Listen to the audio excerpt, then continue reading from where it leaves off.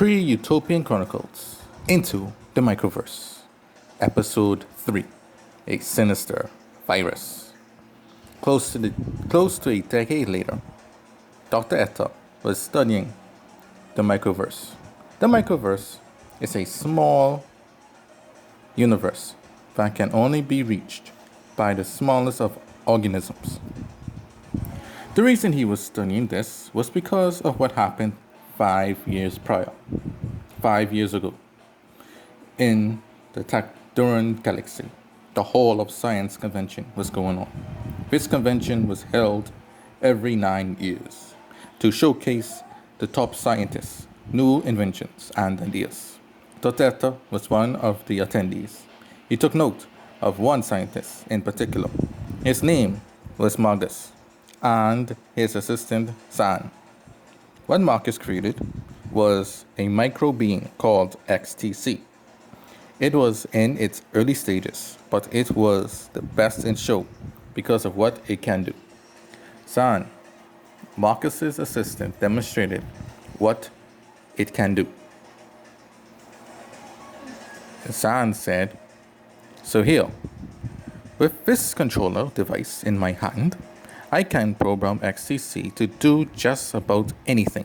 Look at the screen as we magnified the petri dish so you can see."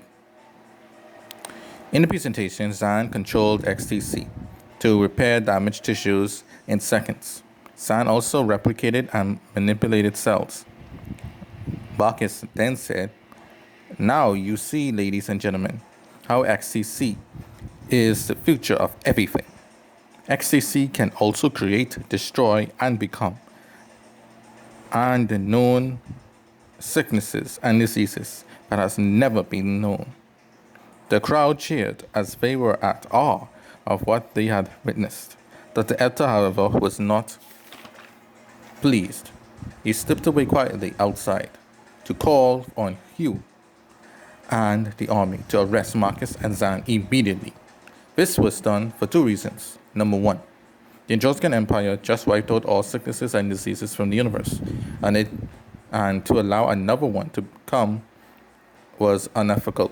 And to most importantly, reason number two, King the Floor died to a similar disease prior to the 1,000-year Etruscan Empire by colonial tricks.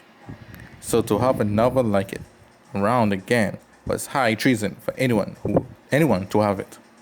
After the convention was over, Hugh confronted both Marcus and Zan. Hugh said, "In the name of the Etruscan Empire and Lord the Floor, I'm placing you lot behind bars." And Marcus was like, "What is the meaning of this?" Then Dr. Etta told Marcus what was happening, and then told Hugh's men to take him away. Marcus then explained, "You ruined me, Etta. You pay for this. You and this empire." He said this as he walked past the doctor chained up.